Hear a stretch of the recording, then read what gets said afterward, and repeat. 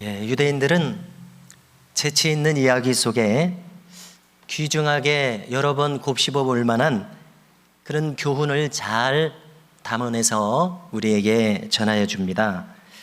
자, 그런 이야기들 중에 한 가지, 유대인들은 지난 2000년 혹은 그 이상 동안 전 세계로 흩어져서 이제 가는 곳마다 주로 소외되고 박해받는 그런 형편 속에서 그런 삶의 애환이 짙게 우러나는 그런 이야기가 하나 있습니다. 흔히 우리 한민족도 한해 민족이라고 하는데요, 유대인들과 여러 가지 공통점이 있다고들 이야기합니다. 유대인들도 가히 한해 민족이라고 할 수 있다는 것이죠. 자, 어느 마을에 유대인 한 사람이 이사에 들어왔습니다. 자, 그런데 그 마을에서도 아니나 다를까 유독 한 사람이 이 이사에 들어온 유대인을 계속해서 욕을 하고 다니는 것입니다.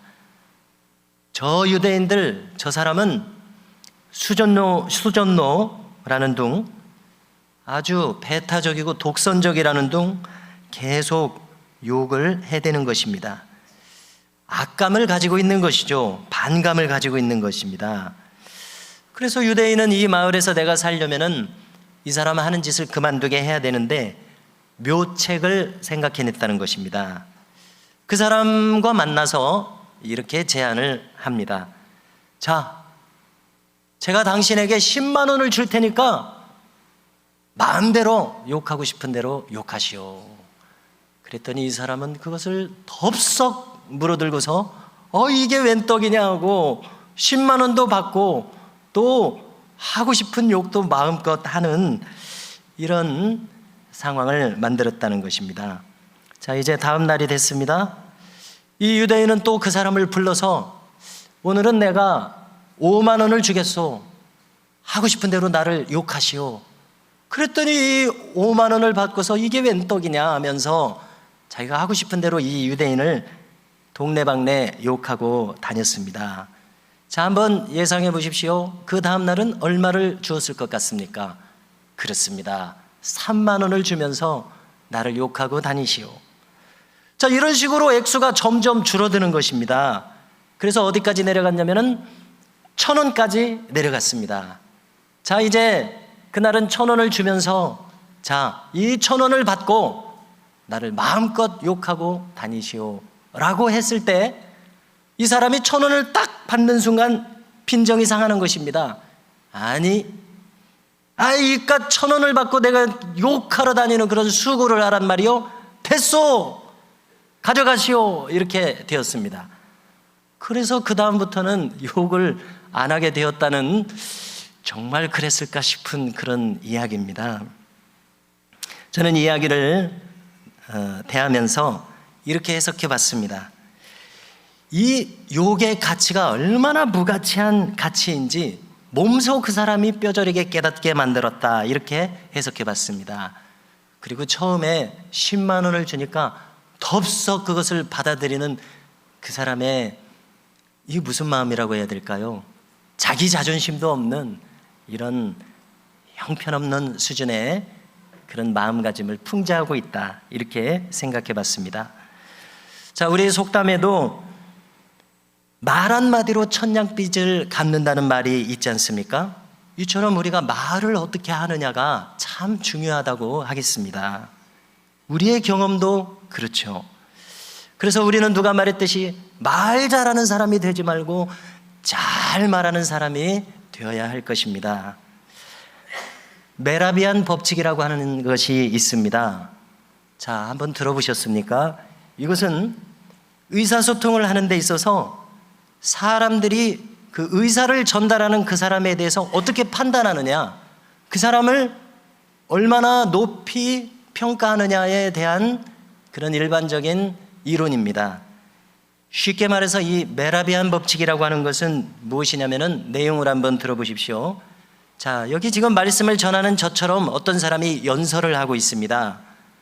그러면은 사람들이 이제 10분, 20분 그 사람의 연설을 들을 때에 그 사람이 지금 품어내는 것 중에 몇 퍼센트나 사람들이 흡수하느냐는 그러한 차원의 이야기입니다. 자, 지금 내용을 가지고 제가 언어를 구사하고 있습니다. 10분, 20분 들었을 때 내 기억에 남는 것은 언어적인 내용은 7%에 불과하다는 것입니다. 그런가 하면 놀랍게도 그 사람이 말하는 매너, 말하는 방식, 표정, 음색, 또 이 고저장단, 이거는 비언어입니다. 비언어적인 이런 요소, 그런 것이 그 사람에 대한 인상을 결정짓는데 보다 많은 퍼센티지를 차지한다는 것입니다. 자, 언어가 7%라면은 말투나 이런 눈으로 보이는 청각 정보 38%, 외모나 표정, 이런 시각 정보가 무려 55%나 그 사람을 판단하는데 작용한다는 것입니다. 자, 한마디로 무엇입니까? 어떤 사람이 연설을 합니다. 그러면은 그 내용은 7%에 불과하다는 것입니다. 그 사람의 표정, 그 사람의 음색, 그 사람의 음성의 고저장단, 여기에 더 많은 메시지가 담긴다고 하니까 우리가 만일 어떤 스피치를 하고자 한다면은 잘 참고해야 할 것으로 생각이 됩니다. 말하지 않아도 그 표정으로, 음색으로, 음의 고저로 많은 감정을 표현하게 됩니다. 자, 어떤 사람이 강아지를 쓰다듬으면서 내가 너를 사랑한다, 이런 마음으로 강아지를 쓰다듬었다는 것입니다. 자, 그런데요, 한 번은 강아지를 시험 삼아 쓰다듬기를, 이놈아, 내가 너를 얼마나 미워하는 줄 아느냐, 이렇게 말하면서 표정은 아주 여전히 사랑스러운 표정으로, 이놈아, 내가 너를 얼마나 미워하는 줄 아느냐 하면서 표정은 이렇게 했습니다. 그랬더니 이 강아지가 자기를 욕한 줄도 모르고 아주 만족한 표정으로 쓰담쓰담 응해줬다는 것이에요. 그런가 하면은 강아지 이름을 부르면서, 아무개야, 내가 너를 얼마나 사랑하는 줄 아느냐, 말은 이렇게 하는데 표정은 무섭게 하면서 싸늘하게, 내가 너를 얼마나 사랑하는 줄 아느냐 하고 막 성낸 표정으로 했더니 앙 하고 물어뜯어 버리더라는 것입니다. 내용은 분명히 사랑한다는 말을 했는데 이 반응이, 격한 반응이 나왔다는 것이죠. 이처럼 말의 내용은 둘째치고 비언어적인 요소, 표정이나 음색이 참으로 중요하구나 새삼 깨닫게 됩니다. 자, 오늘 말씀을 보십시오. 잠언 15장 1절이죠. 유순한 대답은 분노를 쉬게 하여도 과격한 말은 노를 격동하느니라 말씀합니다. 아주 격동하는 노 속에 참 파국이 예상됩니다. 우리 모두가 원치 않는 상황이죠. 그러므로 이 말씀을 대하면서 우리의 언어 생활을 한번 돌아볼 기회로 삼고자 합니다. 자, 우리가 과거를 돌이켜볼 때 후회가 참 많습니다. 내가 그 말만큼은 안 했어야 됐는데 하는 말이 얼마나 있으십니까? 아마 세월을 많이 살면 살수록 그 말이 점점 쌓여지지 않을까 생각하게 됩니다. 내가 그 말을 하지 않았어야 되는데, 그 말을 해서, 이 좋은 말은 아닙니다만 산통이 다 깨지는 상황이 펼쳐지더라는 말입니다. 야고보서 3장 2절에 보면은 우리가 만일 말에 실수가 없는 자라면 곧 온전한 사람이라 이렇게 말합니다. 자, 여러 번 나눈 대로 야고보 사도는 예수님 동생으로서 사도가 된 분입니다. 교회 지도자가 된 분입니다. 그래서 야고보서는 3장 4장밖에 안 되면서 그 짧은 내용에 엑기스처럼 전부 다 이 격언과 금언만 들어있는 것 같아요. 그러니까 방금 이 야고보 사도의 말을 우리가 참 소중하게 생각해야 될 텐데요. 우리가 자녀 교육에 관심이 많습니다. 바른 자녀로 기르고자 하는 소망을 모든 부모님들이 가지고 계십니다.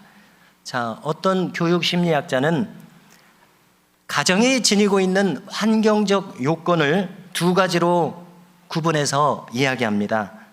당연히 첫 번째 요소는 물질적인 환경입니다. 가능하면 학원도 잘 다닐 수 있도록 물질이 많으면 얼마나 좋겠습니까? 그것을 위해서 부모님들이 고군분투하고 계십니다. 당연한 것입니다.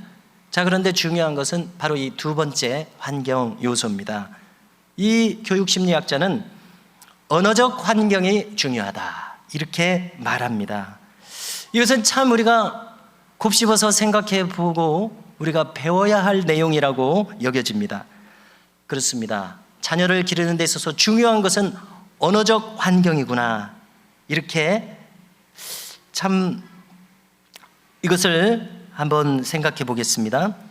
자녀가 어려서부터 집안에서 어떤 말을 듣느냐, 이것이 중요하다는 것입니다. 그가 보고 배우는 부모님이 어떤 단어를 사용하고 또 어떤 억양을 사용하느냐, 이것이 사활적으로 중요하다고 하니까요. 자, 이 내용을 접했을 때 내가 어떻게 해왔는가 별로 자신이 없어지는 거예요. 그러므로 우리가 가정에서 추구할 언어의 모습은 될 수 있으면 친절한 말이 나와야 되겠습니다. 아름다운 표현을 함으로써 자녀가 그런 표현을 듣도록 해야 할 것입니다. 이 심리학자는 그것을 강조합니다. 그러므로 부모부터 먼저 교육을 받아야 할 사람들은 바로 부모인 것을 알 수가 있습니다. 자, 성경에서 말하는 10가지 대화법이 있다고 이야기합니다. 그 중에서 다 다루기는 힘들고 몇 가지만 간추려서 나누겠습니다. 자, 첫 번째로 대화를 하는 데 있어서 우리가 격동하는 말로 규결되는 것이 아니라 유순한 말로서 그 분위기를 잘 다져야 될 텐데요. 첫 번째 요소는 들을 준비를 하라는 것입니다. 잘 듣는 사람이 되어서 상대방의 말이 끝나기 전에 말하지 않도록 하라, 이렇게 이야기합니다. 잠언 18장 13절을 보면은 사연을 듣기 전에 대답하는 자는 미련하여 욕을 당하느니라 말씀합니다. 그렇습니다. 좀 서먹한 사이에서는 그래도 예의를 잘 지키게 되는 것 같습니다. 그러나 가까운 사이일수록 모르는 사람 같으면 예의를 잘 지키는데 부부 사이라도 되면 다른 사람한테는 5초 참았다가 이야기할 것을 1초도 참지 않고 반응하는 것이 바로 우리의 속성이 아닌가, 이렇게 생각을 하게 됩니다. 그래서 미리 말을 꺼내게 되므로 오해를 자아내는 그러한 우를 우리가 얼마나 많이 범하고 있을까 생각하게 됩니다. 두 번째로, 말을 더디하고 먼저 생각하며 서둘러 말하지 않아야 한다고 이야기합니다. 오늘 같은 장인 잠언 15장 28절을 보면은, 자, 의인의 마음은 대답할 말을 깊이 생각한다고 합니다. 그러나 악인의 입은 악을 쏟느니라 이야기합니다. 깊이 생각해서 손해볼 일은 없을 것입니다. 한 번 말하기 전에 다시 한번 생각한다면 우리는 많은 잘못을 상쇄시킬 수 있을 것입니다. 자, 세 번째 요소입니다. 진실과 사실을 말하되 언제나 사랑 안에서 말하라고 합니다. 과장되게 말하지 말라고 합니다. 에베소서 4장 15절을 보면은요, 오직 사랑 안에서 참된 것을 하여 범사에 그에게까지 잘할지나 말씀합니다. 그렇습니다. 여러분들도 그렇게 느끼십니까? 우리가 참된 그리스도인들에게서 풍겨지는 성품 중에 하나는 참되다는 것입니다. 거짓이 없다는 것입니다. 과장되지 않다는 것입니다. 포장하지 않는다는 것입니다. 있는 사실 그대로 말하는 것이 참된 신자의 특징 중에 하나입니다. 바로 이것입니다.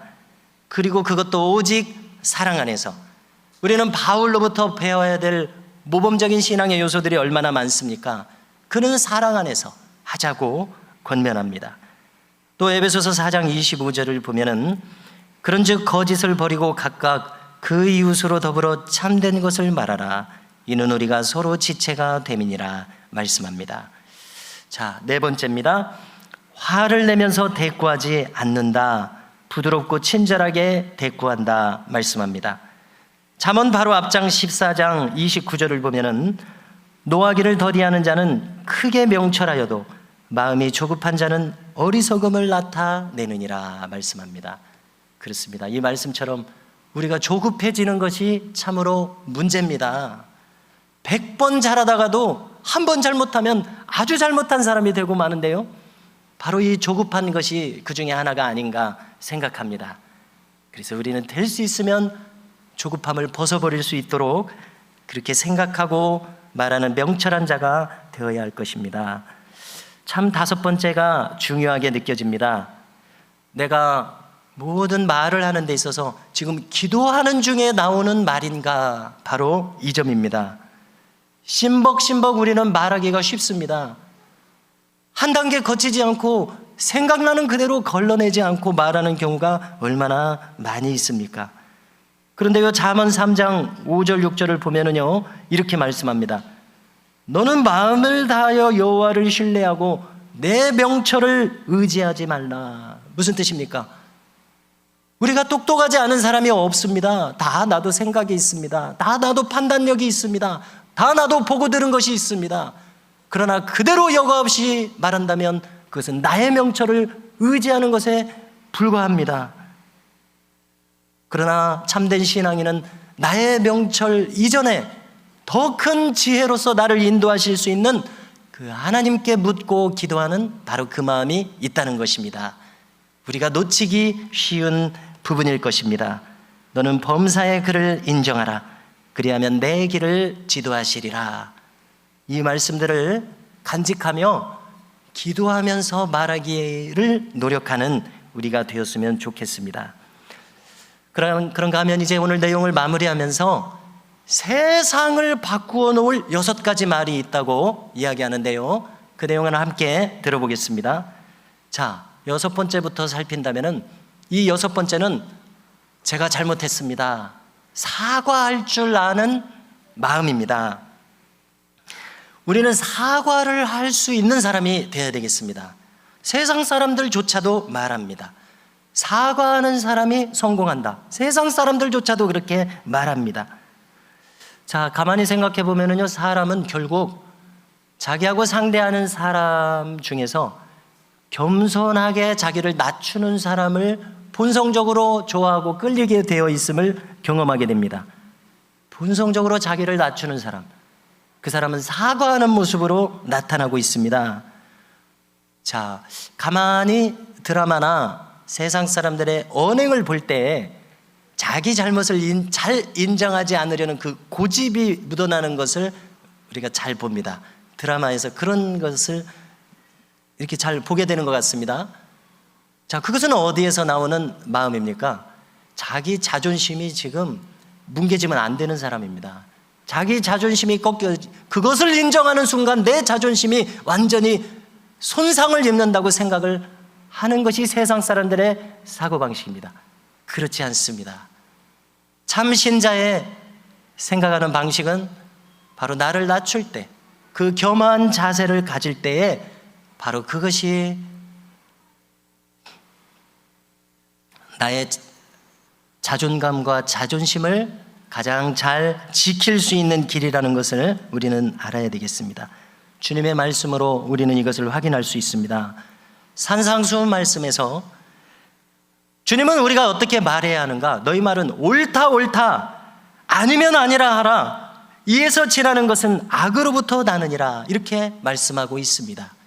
긴 것은 기고 아닌 것은 아니라고 말하는 바로 여기에서 우리는 사과할 수 있는 마음이 나옵니다.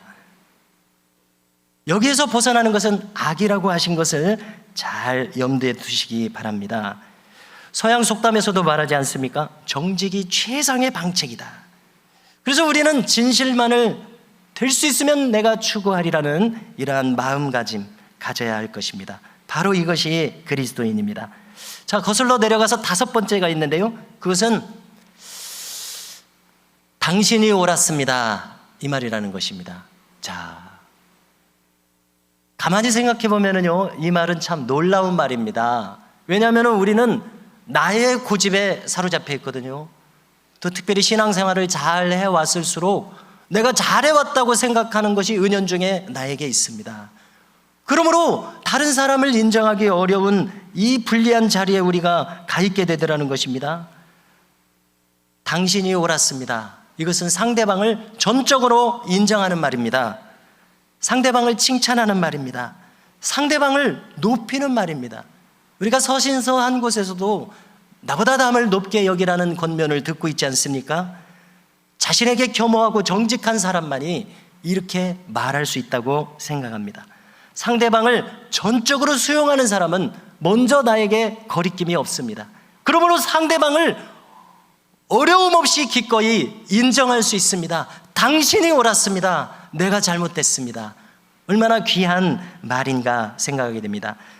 거슬러 내려가서 네 번째는 당신이 의도한 바가 무엇입니까? 라고 묻는 것입니다. 당신이 지금 이야기한 속뜻이 무엇이냐고 한 번 더 확인하는 것입니다. 그래서 상대방의 의향과 의도를 분명하고 깊이 이해하는 것입니다. 우리가 부부 중에도요, 이 일을 하기가 어려울 때가 많은 것을 경험하게 됩니다.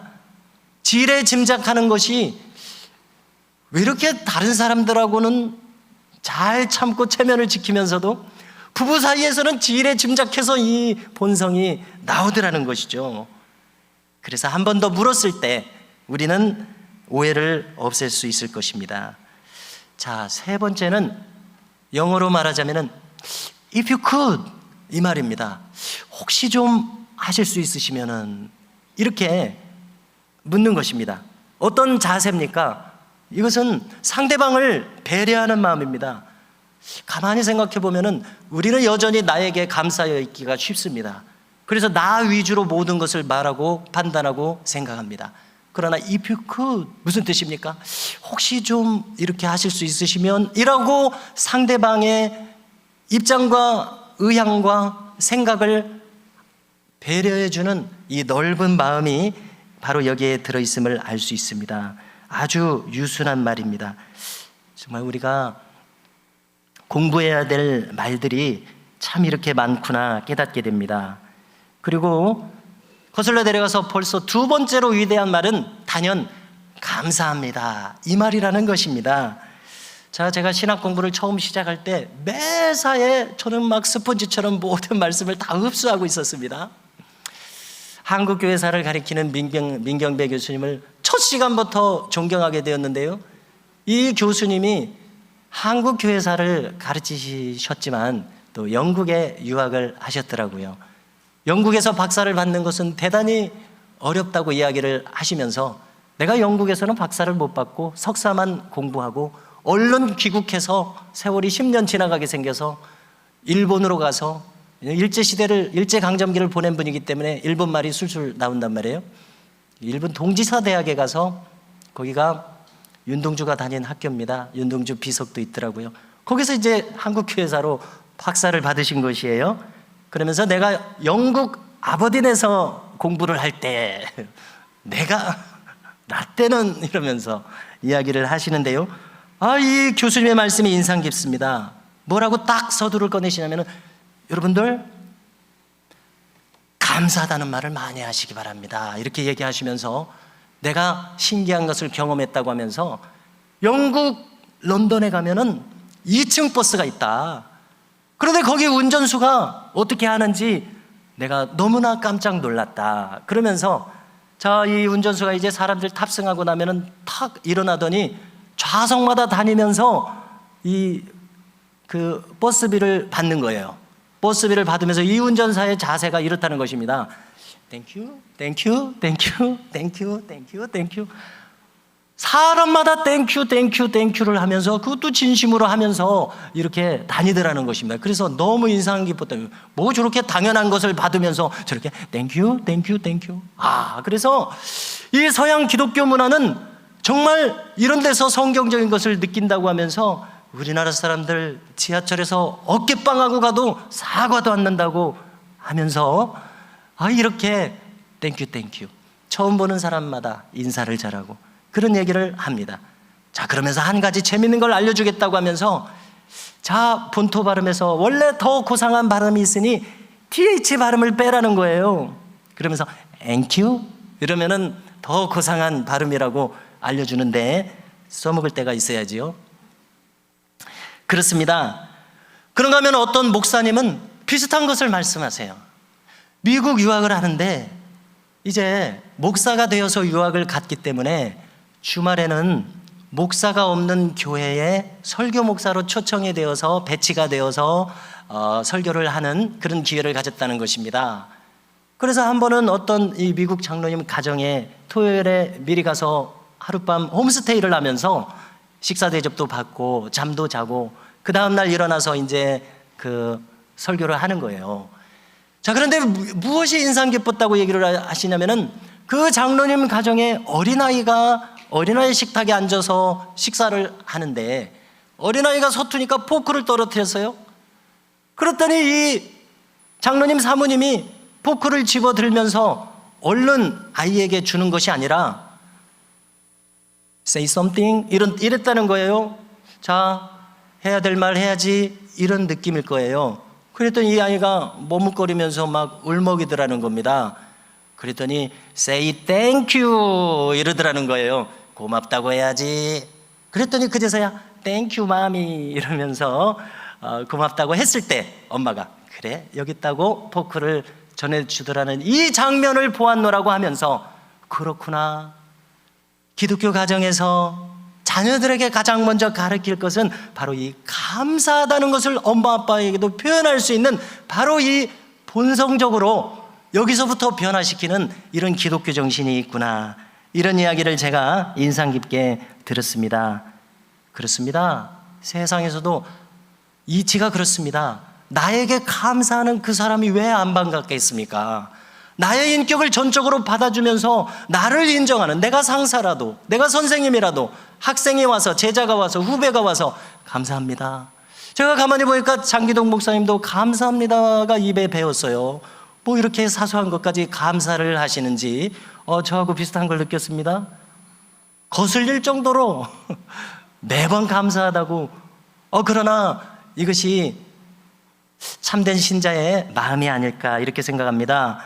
자, 감사하는 사람이 세상에서도 인생을 성공합니다.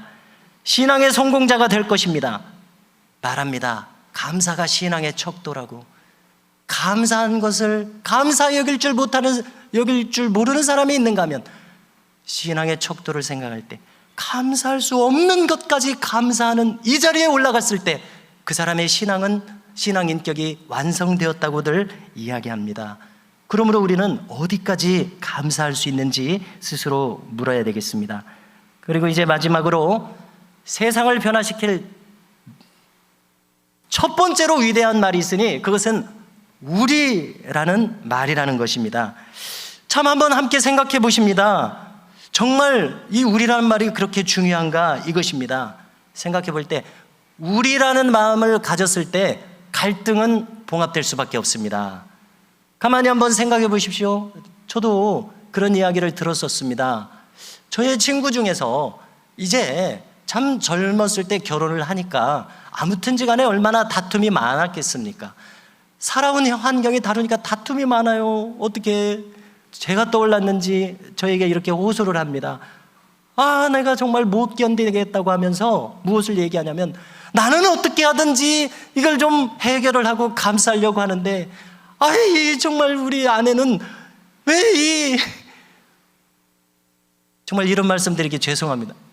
파괴적이라는 거예요. 어떻게 하자는 겁니까? 이 싸매자는 방향으로 말을 하는 것이 아니라 말의 마지막이 이게 좋은 말이 아닌데 산통을 깨는 방향으로 어쩌자는 것인지 너무 고민스럽다고 오죽 고민스러우면 저한테 이야기를 하겠습니까? 그렇습니다. 자, 우리 다시 한번 부부싸움을 거슬러서 되새김을 한번 해보십시오. 격해졌을 때 우리는 어떻게 합니까? 이제 너 이렇게 나오게 된다는 것입니다. 우리는 온데간데 없이 너 이렇게 말했지 이렇게 되는 것을 경험합니다. 자, 우리는 이제 그 격해진 마음을 넘어서서 우리로 다시 돌아야 할 것입니다. 이것이 우리를 봉합하는 말입니다. 싸매는 말입니다. 파토를 내자는 말이 아니라 싸매는 말. 그렇구나. 이것을 간추린 분은 이 점을 이야기하는 것 같습니다. 이 세상에서 세상을 변화시키는 가장 위대한 말은 우리다. 자, 오전에도 유대인들은 6가지 인생관을 가르친다고 하지 않습니까? 그 마지막을 한번 생각해 보십시오. 우리가 함께 더불어 지내는 사람들 중에서 장점을 봐라. 단점, 그 반대로 한번 생각해 보면요, 단점을 보면 같이 살 사람이 없습니다. 아내 남편부터 부모 자식부터 같이 살 사람이 없습니다. 하물며 교회이겠습니까?